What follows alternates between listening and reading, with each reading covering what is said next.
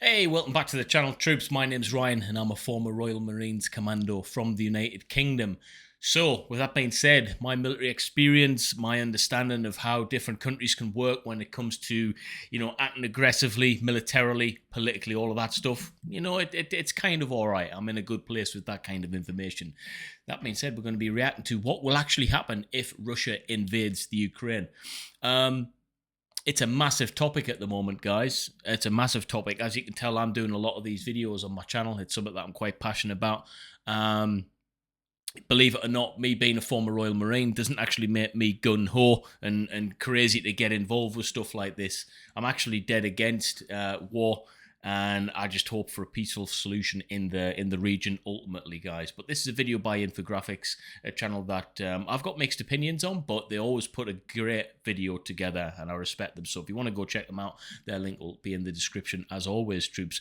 But the most important part of this video, and it seemed to work the other day, me telling everyone off, make sure you bloody subscribe, yeah? Subscribe to the bloody channel, because we've got loads of people just watching quite a lot of the videos as well. I've got all the analytics there. Like, you watch a lot of the videos. I get good views and everything, but people just don't press that subscribe button. So hit the subscribe, man. Like, help me out, you know?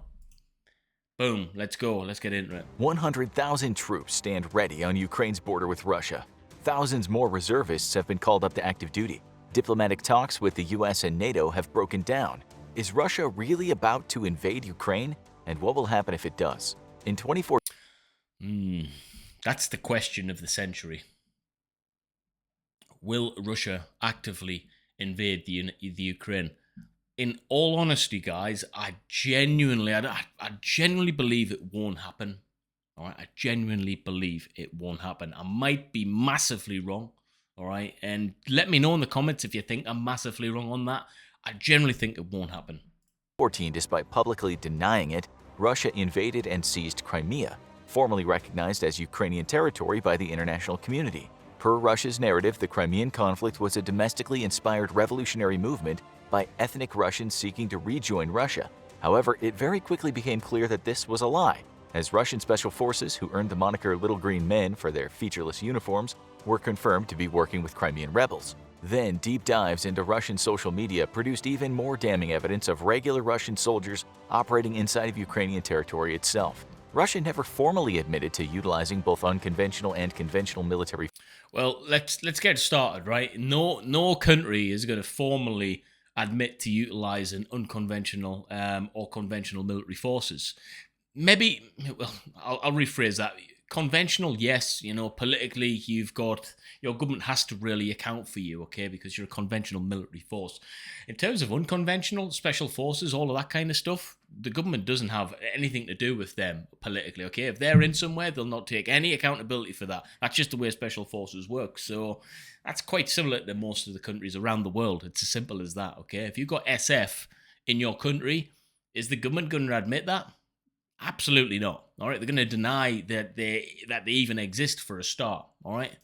Forces in Crimea to fight off Ukrainian forces, and in the end, Crimea declared itself independent and was quickly absorbed by Russia. Since then, fighting against rebel forces has continued across disputed Ukrainian territory, and Russia has continued to support those rebel forces, albeit in a slightly less obvious way. Now, the fear of a full-scale Russian invasion of Ukraine seems more real than ever, as 100,000 Russian soldiers mass on the border with the breakaway former Soviet republic. But why would Russia risk angering the world with an invasion of a bordering nation? Could it really do it, and what would the world's response be if it did? Since the end of the Cold War, Russia has largely been in retreat from its former Soviet glory. It saw massive losses of territory and subsequent economic outflow from the independence of numerous former Soviet republics. As the nation struggled through tumultuous post-Soviet Union years, many of these newly independent nations took the opportunity to ensure their own survival and independence by drawing closer ties with the West. Russia. Yeah, and you can definitely see why that would have been an advantage, especially post-USSRs, because of, you got to look at a country's survivability under communism, and if you're not part of that country anymore, that big entity, then you got to look for the next biggest entity, which was Western society, okay? And how we live was very different to that. So you either become part of it or you migrate further away from that, but at your own peril at the end of the day. So, it's just the way it goes in terms of how countries form alliances and allegiances with other people. It's to benefit themselves at the end of the day. It's just like human beings. What we do is if you want to better yourself, you put yourself and associate yourself with better human beings. And normally you morally align yourself with them human beings if you want to obtain what they've got. And in this case, countries' way of life, living standards, all of these things come part and part with being friends. So, yeah, I'm not surprised by those ties and them getting closer with the West. Not at all. Russia made it very clear that it did not want NATO to expand further east than Germany, and yet, one by one, new Eastern European states joined NATO's ranks, pushing NATO forces closer and closer to Russian territory. Eventually, Now, is NATO being very smart about this? Are they indirectly bullying Russia in that respect? What do you think? They've obviously been very smart tactically with how they get countries to join up to the club, because that's what it is effectively. It's a club, isn't it? Yeah, it's a protection club.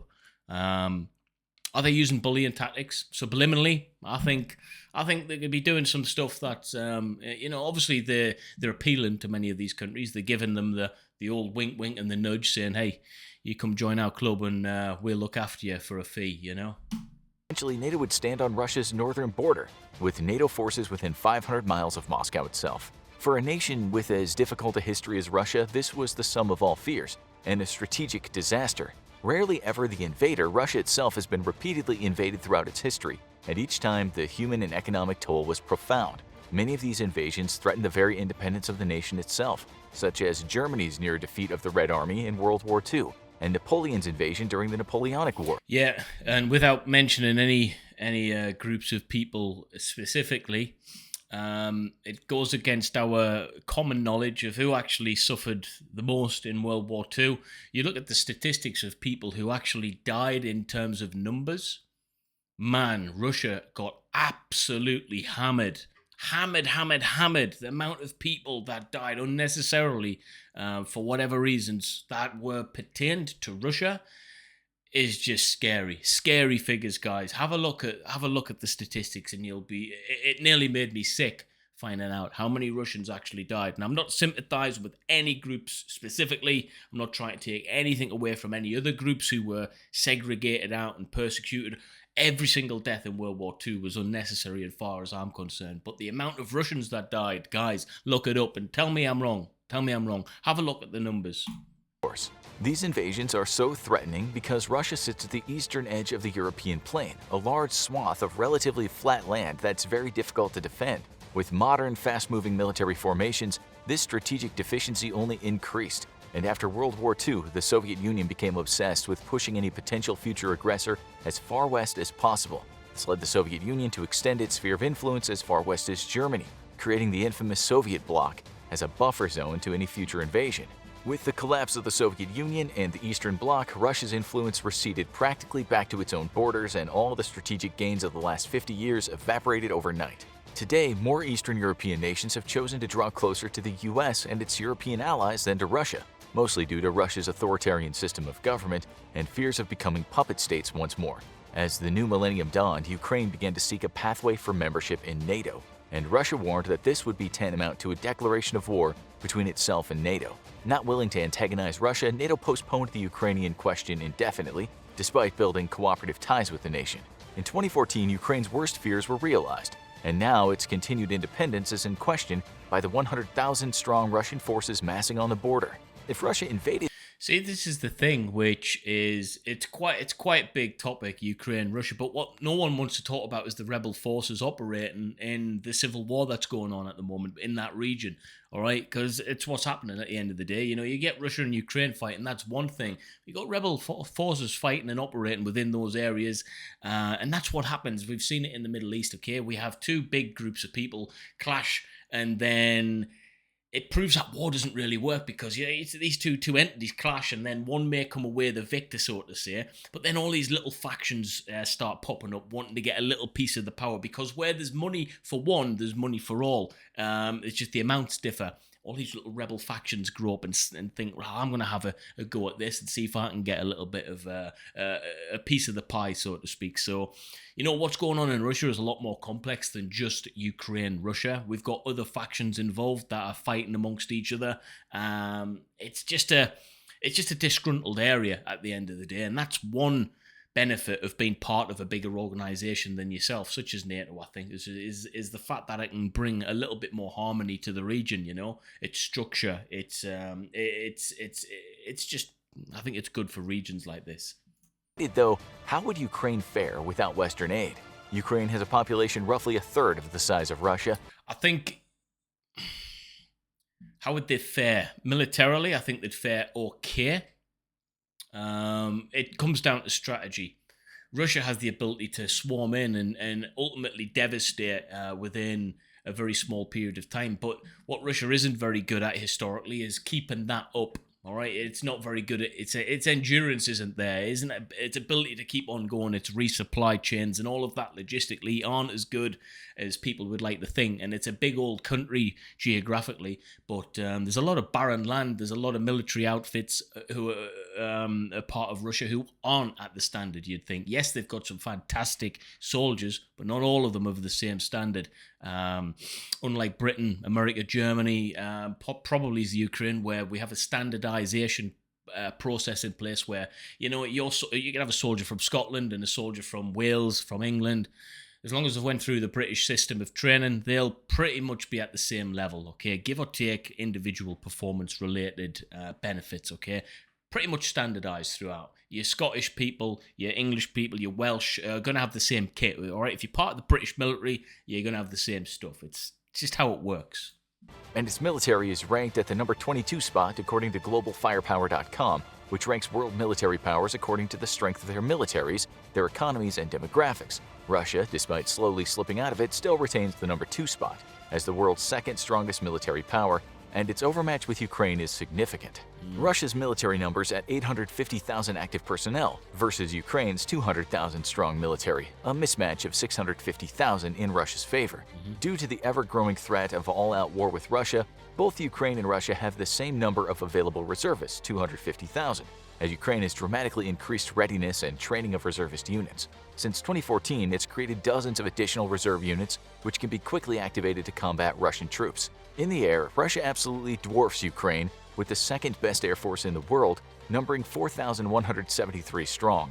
Ukraine, on the other hand, only has 318 aircraft available, with only 69 of those being fighter aircraft versus a fleet of 772 Russian fighters. Yeah, you're not doing anything with Russia in terms of the numbers in the air. I mean, air superiority can cause horrific devastation on the ground, okay? You just imagine you've got land troops, all right, spread out in spearhead formation. You've got companies all over the place. All you need is an air barrage of these fighter jets to come down, drop ordnance all over the place and wipe all of these guys out, all right? One or two of them might slip through the net with the with the ground-to-air missiles, but trust me, guys, an air force can devastate any infantry. So those numbers would be purely devastating for the Ukraine if they were utilized correct. Russia also enjoys a massive advantage in attack aircraft with 739 dedicated attack platforms versus Ukraine's 29. You wouldn't even want to utilize your fighter jets in that capacity against Russia because they would just be wiped out. So the fact that they would potentially mobilize them just means it would be a suicide mission, really. In effect, you just might as well try and hold on to that infrastructure and hope for another day because they'll be gone straight away. The world's second largest air mobility fleet, Russia can call upon 445 aircraft to rapidly move troops into combat areas or launch airborne invasions deep into Ukrainian territory. By comparison, Ukraine's tiny air mobility fleet of 32 would struggle to move significant personnel or supplies in theater. Russia's attack helicopter fleet also vastly outnumbers Ukraine's own, with 544 versus 34. On land, Russia claims it would be an absolute hammering. It would be a hammering, guys. I'm not even joking. These numbers don't lie. The numbers don't lie. Tank corps of 12,000 strong, but it's widely accepted that only a few thousand of those vehicles, likely around 6,000, are capable of immediate combat operations. The rest are Cold War-era leftovers, which are in a mothball storage and would require weeks to reactivate and deploy. Ukraine, on the other hand, has a tank force of 2,596, giving Russia a probable 2-to-1 advantage over Ukraine. Russia also maintains a sizable advantage in number of armored vehicles used to support combat operations, with 30,122 versus Ukraine's 12,303. So, what story do these numbers tell about a possible Russian invasion?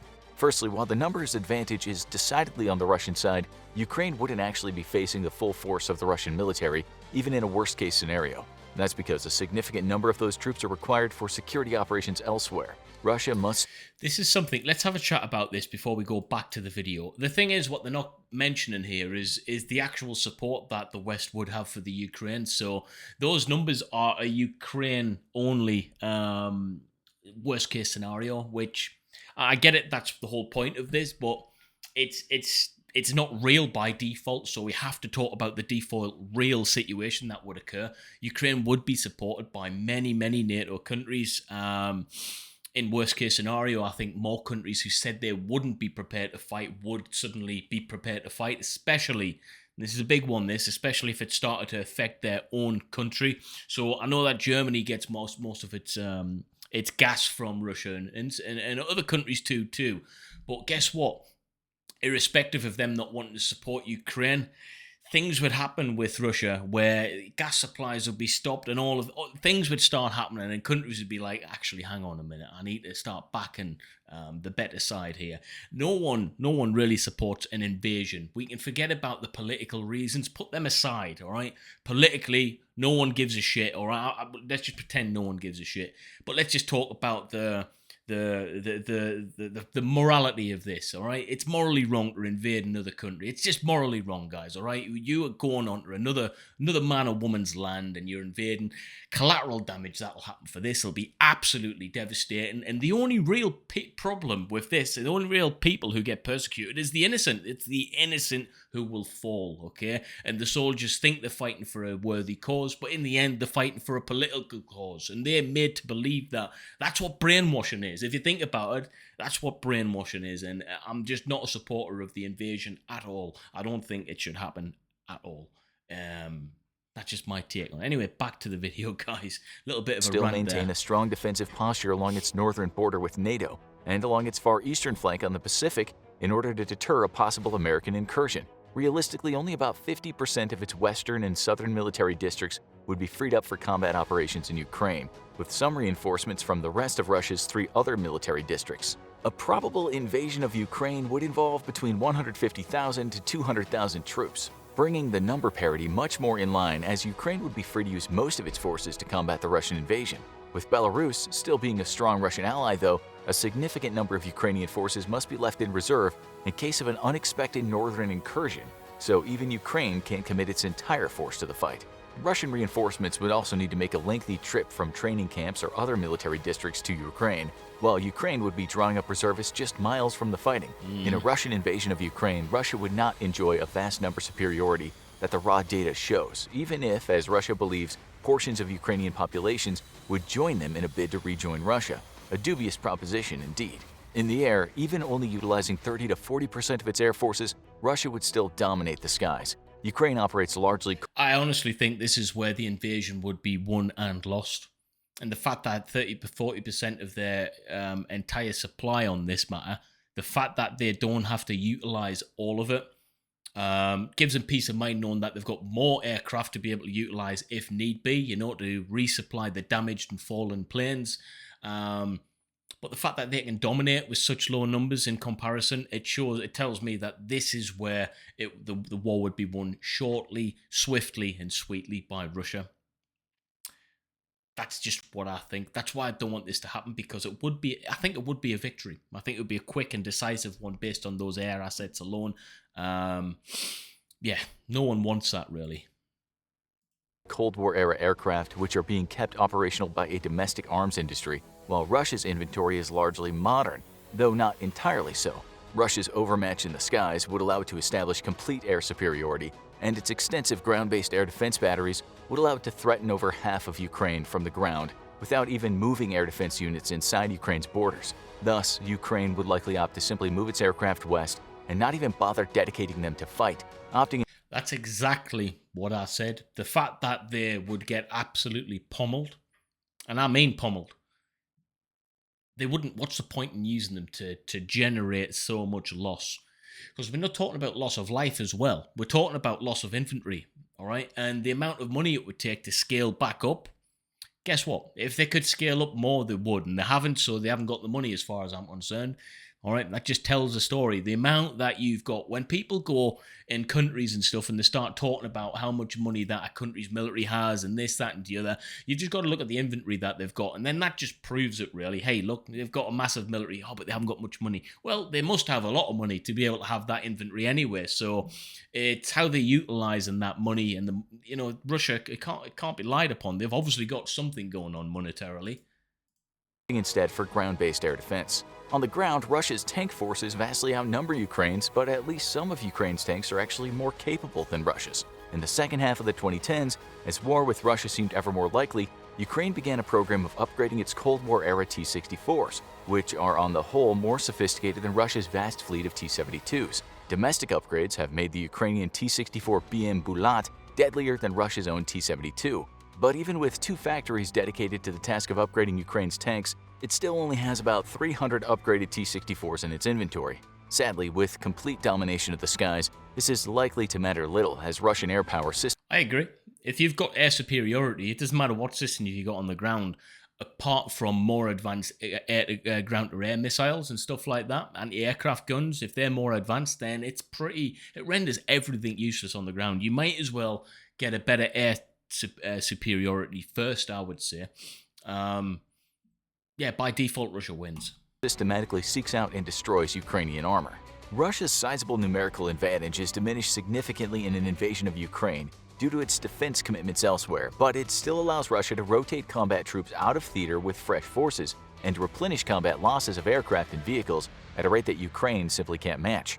Further, while the Russian Air Force also has defense commitments elsewhere, the nation would be able to dedicate a large number of strike aircraft to the initial days of the war, launching a devastating blitzkrieg of overwhelming force against Ukrainian troops, supply depots, and command and control nodes. Russia also enjoys very robust electronic warfare capabilities, having made much greater investments into this area of warfighting than most other nations in a bid to defeat American smart weapons and erode its technological advantage. Russian electronic warfare could seriously degrade Ukrainian defensive radar, interrupt or fully jam Ukrainian communications, and even aid in the spread of disinformation. We have a saying in the British military, guys, okay, and it's simple: no comms, no bombs. What that means is no communications, nothing works, okay? We see that in every walk of life, all the way down to, basic relationship, a basic friendship. If you haven't got effective communication, you haven't got an effective relationship or friendship. And it's symbiotic with the military, okay? The fact that you have to be able to get information, pertinent information across the ground with what's happening, what you want the troops to do, from the bottom up, okay, of the command structure. Without effective communication, no comms, no bombs. And if you can disrupt that, you disrupt everything. That one thing could be the decisive, overwhelming thing that causes Ukraine to fall, in my honest opinion.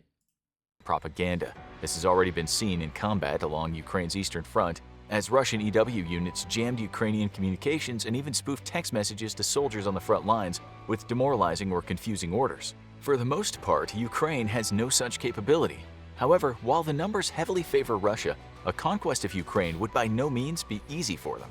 For starters, Ukraine enjoys home field advantage, and after 8 years of hostilities with Russia, pro-independent sentiments are strong amongst the Ukrainian population. Dreams of being welcomed as liberators by the locals, and even having entire guerrilla movements spring up to aid invading Russian forces, are almost certainly a Russian fantasy at this point. The Ukrainian people also have some faith that the West would not simply abandon them to Russian aggression, given that Ukraine's annexation back into the Russian fold would be a strategic disaster for NATO. This would help bolster morale in a brutal and very bloody invasion. Ukrainian military forces have also proven themselves to be far more capable than Russia believed in 2014. When the process of annexing Crimea began, the Kremlin believed that Ukrainian forces would quickly crumble and be incapable of long-term significant resistance to rebellion movements sweeping across the country's eastern border with Russia. It was believed that Ukraine would quickly fall piece by piece to pro-Russian independence movements, financed of course with weapons and supplies by Russia itself. Yet the Ukrainian armed forces did not collapse as expected, and while they were unable to weather the onslaught of battle against line Russian forces disguised as rebels in Crimea, they had largely been able to contain the separatists, and Ukraine remains united. Ukrainian military units have proven surprisingly resilient and capable even under... Yeah, I think the fact that the Ukraine have been fighting on the front lines for a number of years in the trenches. Trench warfare is one of the horriblest things ever. I could never imagine fighting in trenches. Guys like our World War II veterans, they're fighting like that right now in 2022 and have been for a long time. So the resilience of the Ukrainian military, the skill set, it's there, it's hardened, okay? The people are going to be tough to defeat. And if you've got someone fighting for a genuine cause, opposed to someone who's just been put in that position to fight for a political one, trust me, that one person could take on 10 men and be the victor. All right, we've seen it happen throughout the world. If you're fighting for a cause, and it's a true cause, and it's not politically not politicized, so to speak. The man in a weapon system can be very, very effective. Okay, so never ever underestimate the power the Ukrainian military has on a moral front. All right, they'll be fighting for a bloody good cause. Under assault by modern and more capable Russian weapon systems, prompting the United States to send numerous observers to gather intelligence on Russian capabilities. The world has also not stood idly by as Ukraine was covertly invaded by Russian forces, and in anticipation of a full-scale invasion has taken steps to ensure the nation is able to defend itself. The United States alone has provided a whopping $2.5 billion in military aid to Ukraine, with an additional $200 million given in December of 2021. The aid has largely taken the form of anti-tank missiles, anti-air missiles, counter-artillery radar systems, patrol boats, small arms, and millions of rounds of ammunition. To date, the United States is responsible for 90% of all aid given to Ukraine. The specific type of aid given speaks to the U.S.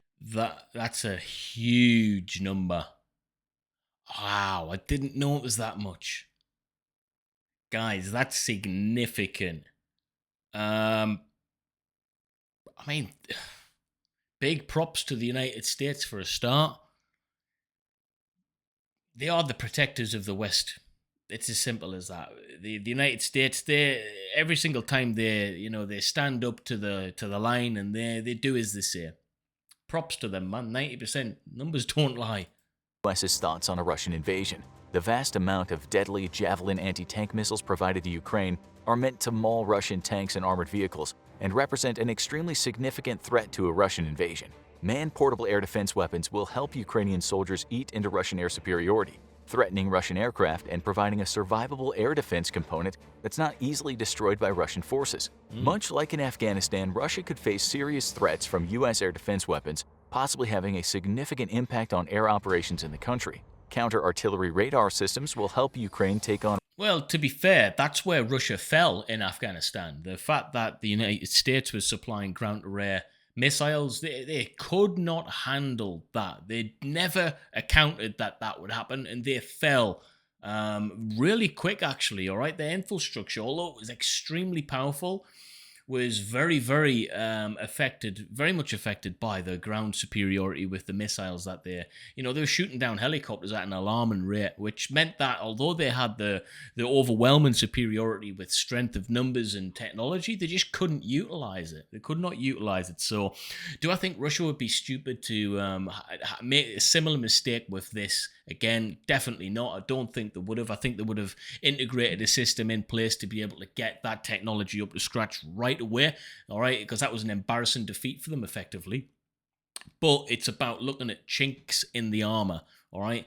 What other chinks in the armor would they have? Every military's got them, so it's a matter of utilizing the intelligence effectively to see what problems they may face and then just compounding on that, all right? Getting every resource in place to be able to exploit that weakness, because that's what wins fights at the end of the day. That's what wins fights. On Russia's sizable artillery forces, which provide much of the Russian military's killing power. In combat operations against rebel and Russian forces, Ukraine's tank corps had suffered 400 casualties, and almost all of these to Russian-made artillery. Counter-artillery radar will allow Ukrainian artillery to immediately launch counter-battery fire, destroying slow-moving Russian artillery. Its more important contribution, however, may be in limiting Russian artillery operations, as they'll now have to take into account the possibility of counterfire and thus practice shoot and scoot procedures which limit total rate of fire and place non-motorized artillery units in serious risk. However, U.S. assistance has been more hands-on as well.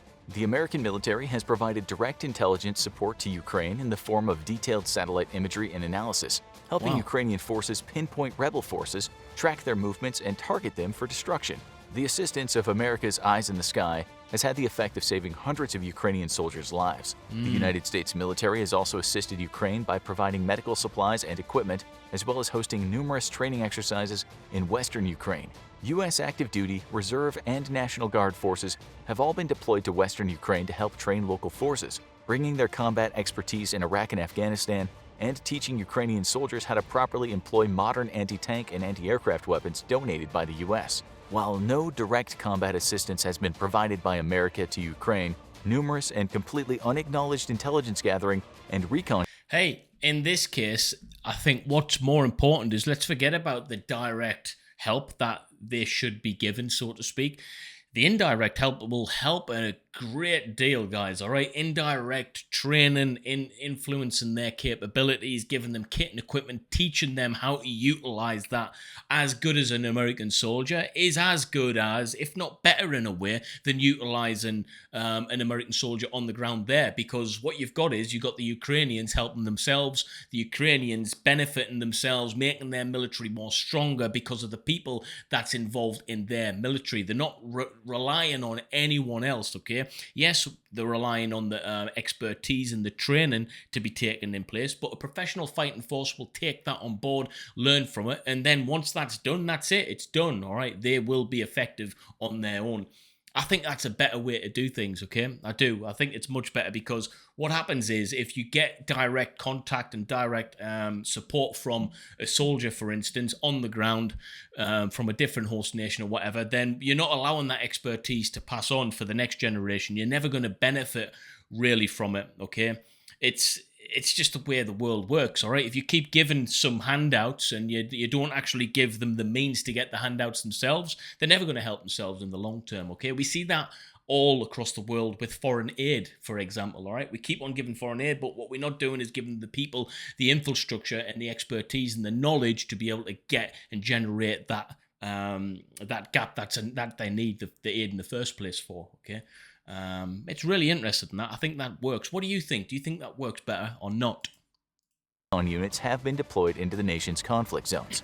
This has allowed the U.S. forces to gather detailed intelligence on Russian weapon systems, as well as collect critical data on Russian electronic warfare operations and capabilities. This intelligence has helped Ukrainian forces directly in preparation for combat ops, but has also allowed the United States to better prepare for its own confrontation with Russia.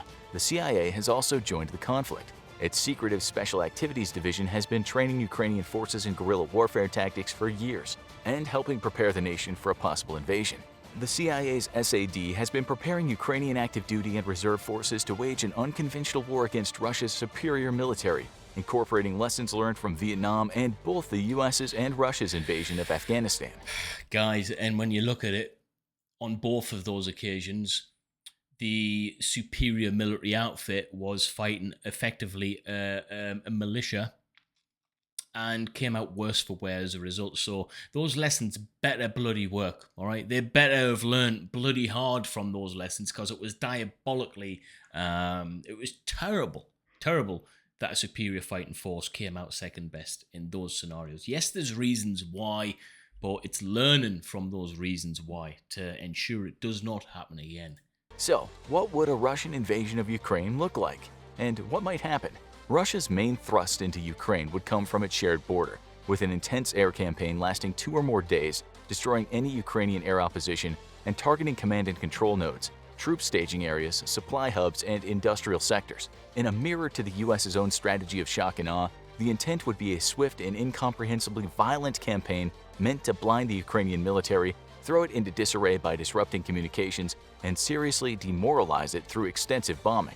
Ground-based missiles would supplement air operations, allowing Russian missile units deep inside its own territory to lay waste to Ukrainian targets. The next phase of the attack would come on the heels of the air campaign, with a massive armored thrust into eastern Ukraine.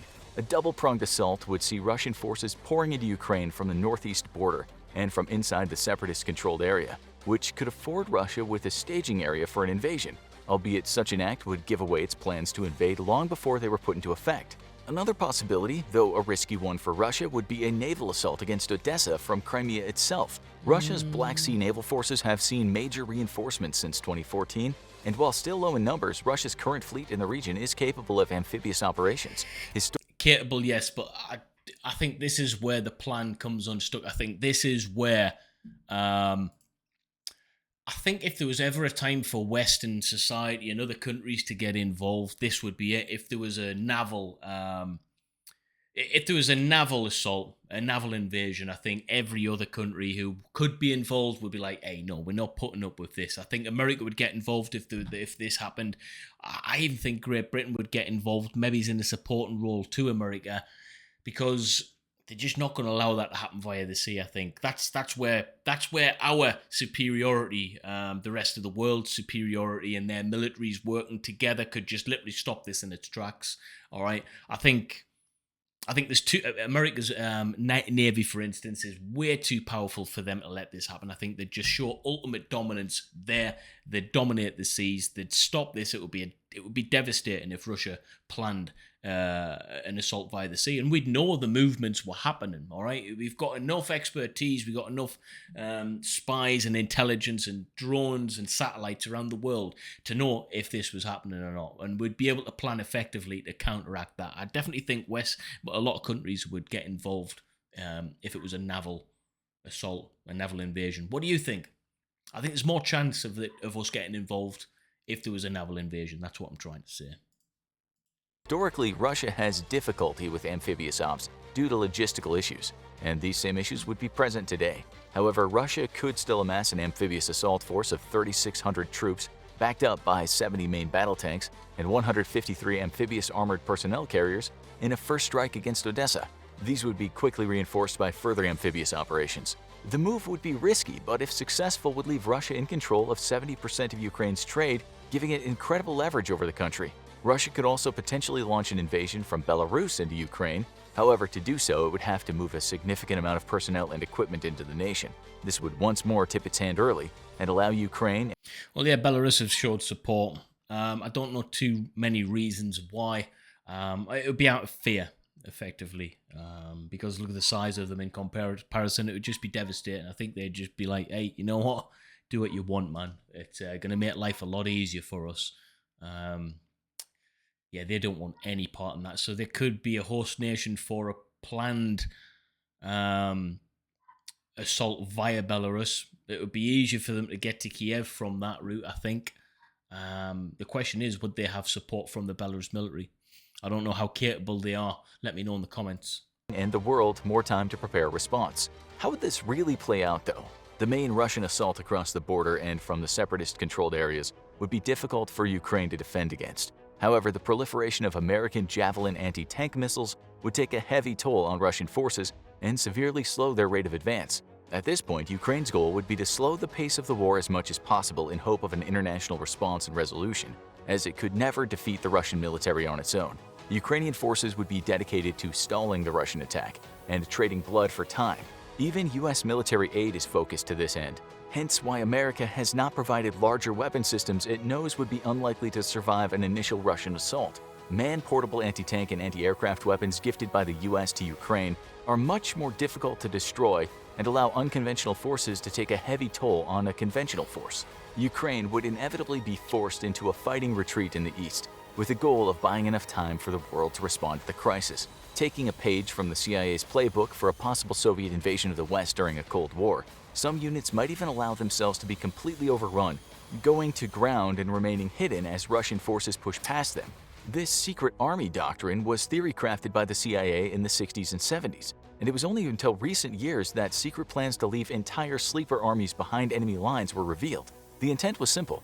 Given that certain military forces were unlikely to survive against a vastly superior Soviet force, they'd simply not fight and allow the enemy to push past them. Then, once they were in the enemy's rear area, they would rise up and cause mayhem and destruction behind enemy lines against much weaker rear area security forces. An invasion of Odessa from Crimea is possible as well, although So that sleeper force thing, that's the first time I've ever heard of that, to be fair. I didn't know such a thing exists, but it does make strategical sense when you think about it. Let's allow them to get in. Let's allow them to believe that they're superior in stature. We've just overwhelmed them. Let them push on past, but you're pushing on past into the dragon's den, all right, into the fire, so to speak. So, do I see it being as effective in this situation against something as big as Russia? No. So I don't think Ukraine would do that. I don't think they'd do that, guys. I don't think it makes strategical sense for them in this situation. Unlikely. Russia is very aware of the limitations of its amphibious fleet in the Black Sea, and would likely choose against such a risky, if high-yield operation. I agree. I think it would be stupid for them. I think it would be over before it started. I think we'd be more inclined, and I speak as we, I think other countries, host countries and stuff like that, would be more inclined to get involved in this if it was amphibious. Such an operation would face no truly significant naval opposition, but it could face a sizable ground defense force. Given the likely slow advance of Russian forces in eastern Ukraine, reinforcements would have to come either by sea or air. If by sea, Russia's sea lift capabilities would doubtlessly dwindle over time as ships and landing craft are lost in combat operations or equipment breakdowns. A steady flow of reinforcements would inevitably slow to a trickle due to logistical losses. Russia would have to take and hold major port facilities to allow for large numbers of troops and equipment to be offloaded, likely with civilian vessels pressed into military service. It's highly unlikely that Ukraine would allow such facilities to remain uncontested or even operational. Another option would be to reinforce Odessa via airlift operations or airborne paradrops. However, the wide proliferation of American anti-aircraft weapons makes this an extremely risky proposition. And Russian airborne forces, which would already be facing steep losses to those weapons, could be devastated attempting to land so deep in Ukrainian territory. Yeah, I don't think we'd be seeing a Russian invasion with Russian air capabilities trying to push right through into other areas. I don't see the point in that. I think in order for them to be successful, they'd need to break the border first, because once they've broke the border, that allows a massive room, all right, for the rest of the invading forces to be able to come through, resupply troops, get fresh troops on the ground to push through even further. I don't see any advantage in them trying to push on through before they've broke the border. That's just what I think. Guys, what do you think? Despite being a possible war-winning strategic victory, the taking of Odessa would have to be done the hard way, with a slow but steady advance from the east by Russian ground forces. Instead, Russian Black Sea naval forces would use their significant land attack capabilities to pound Ukrainian forces and military installations, while amphibious assaults near the front could flank Ukrainian frontline units, a much better use for them than a potentially suicidal attack against Odessa. The world's response to Russian aggression would undoubtedly be immediate and very punishing sanctions, but Russia has... This is the thing, guys. Sanction the country, I get it. But then you're looking at China, them are going to be supporting. Then you're potentially looking at North Korea. No, I don't know if North Korea would support, actually. But you're going to get these other communist countries who are already in support of.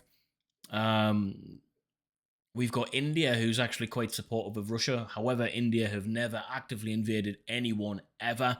That's just not how they do things militarily. They'll only act in defense. So we can probably count them out of the whole picture. Plus, they wouldn't want to risk getting sanctioned as well. I don't think there's going to be that much support for Russia. It depends on how powerful they can sustain their advance.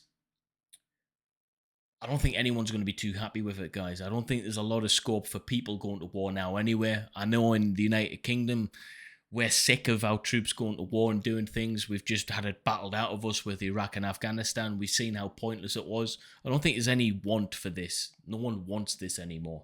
Has grown to be very resilient to further economic damage by global sanctions.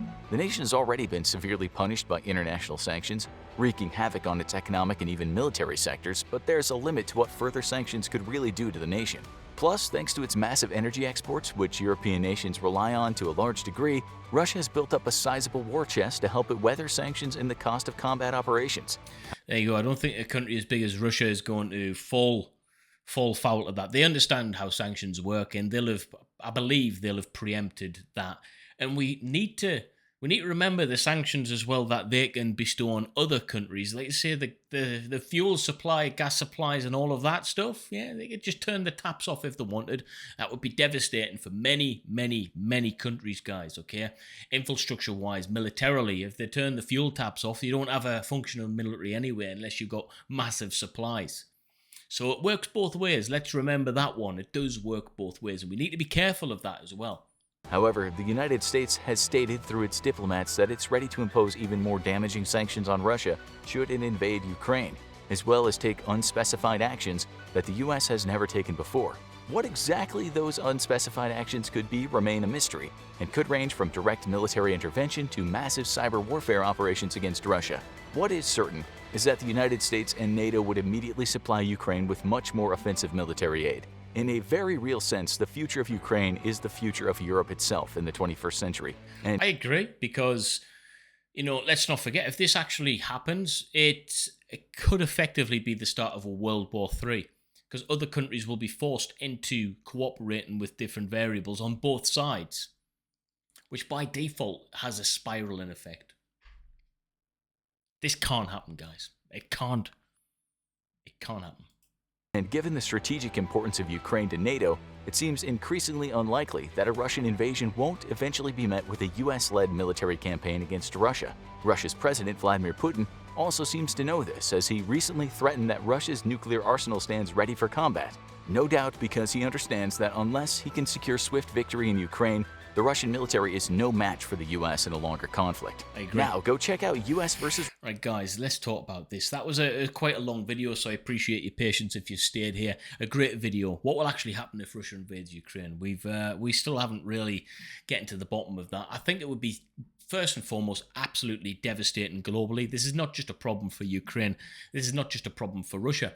It's a global problem, and we need to bloody stamp it out right now. We need to get this shit locked in and stopped straight away. No one wants this. That's the thing. There's nobody wants this to happen. All right? Soldiers, if they just said, no, we don't want this to happen, it would not happen. Imagine if they just went, nah, I'm not doing this. I don't agree to this crap. All right? You go do it. You go fight this. You got a problem, you fight it without our military. Stop bullying countries. All right, we need to stop bullying countries. We need to stop this stupid. If we listen to this, right?